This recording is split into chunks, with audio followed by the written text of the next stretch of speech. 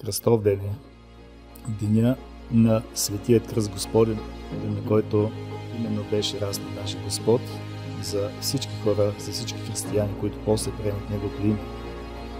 И вие сега дойдохте в този старинен храм на името на Свети Йоан Кръстител, този път, който е кръстил нашия Господ Исус Христос, заедно с вашите близки, заедно с кръстницата, за да направим и всички да участваме молитвено в светото кръщение на малката Карина.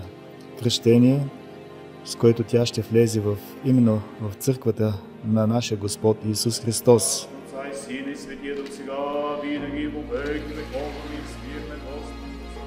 Съчетаваш ли се с Христа?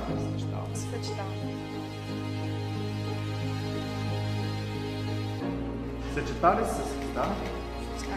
Но ето, че Христос дойде именно на земята и чрез Неговото кръщение от Йоанна, Той на всички Негови последователи е казал, че трябва да се кръстим в името на Отца и Сина и Светия Дух.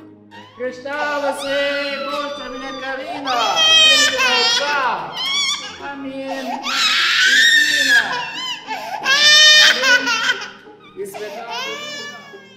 Ние я приемаме като ангел в църквата. Тя става християнка и ще носи днес това име, името на нашия Господ Исус Христос, и това име ще я съпътства през целият ти живот. Нека Бог да я пази. Свиква се Госпожа Мина Карина, името на Отца, Амин, и Сина, Амин. И нейното име, което е посветено на кръста, да й дава сили, да й дава вяра, да й показва пътя, по който тя трябва да върви като християнка, защото и християнин да си означава да бъдеш най-вече добър човек, не само към своите близки, но добър към всички хора на този свят.